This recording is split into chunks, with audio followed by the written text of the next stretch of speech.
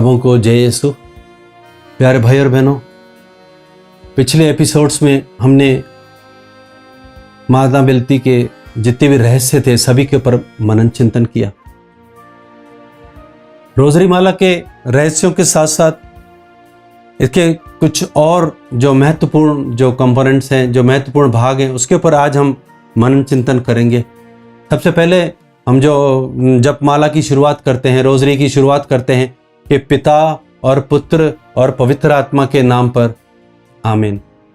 प्यारे भाई और बहनों, मैं आपको बताना चाहता हूँ कि कैथोलिक कलीसिया में लगभग सारी प्रार्थनाएं, मिस्सा बलिदान, रोजरी प्रार्थना हो, कोई सी भी प्रार्थना हो, चाहे मृतकों का मिस्सा हो, मृतकों के लिए प्रार्थना हो, जहां भी कोई सी भी प्रार्थना शुरू होती है वो क्रूस के चिन्ह के साथ प्रारंभ होती है। यहाँ तक कि प्रार्थना की पुस्तक भी सबसे पहले क्रूस का चिन्ह के साथ प्रारंभ होती है। तो क्रूस के चिन्ह को हम क्यों बनाते हैं, इसके बारे में थोड़ा मनन चिंतन करेंगे। इसके बारे में पढ़ूंगा मैं यूहन्ना का पत्र, पहला पत्र, अध्याय 1 और पद संख्या 1 से लेकर 4 तक।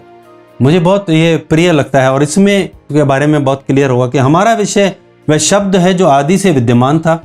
हमने उसे सुना है, हमने उसे अपनी आंखों से देखा है, हमने उसका अवलोकन किया और अपने हाथों से उसका स्पर्श किया है। और वह शब्द जीवन है और वह शब्द जीवन प्रकट किया गया है। यह शाश्वत जीवन जो पिता के यहाँ था और हम पर प्रकट किया गया है, हमने इसे देखा है।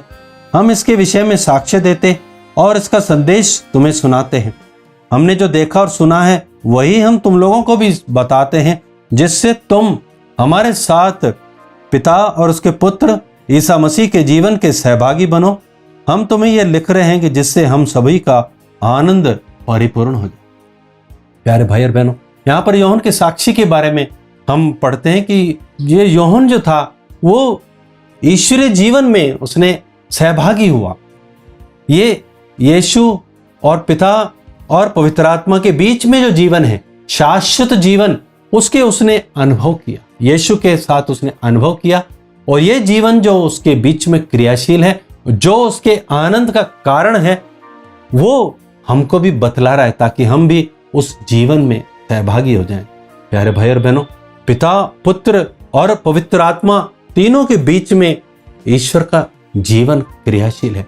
हम बपतिस्मा के द्वारा उसी जीवन में भागी होते हैं, सहभागी होते हैं और इसी की याद करते हुए हम हमेशा जब भी क्रूस का चिन्ह बनाते हैं तो पिता और पुत्र और पवित्र आत्मा तीनों के जीवन में हम सहभागी होने को हम याद करते हैं।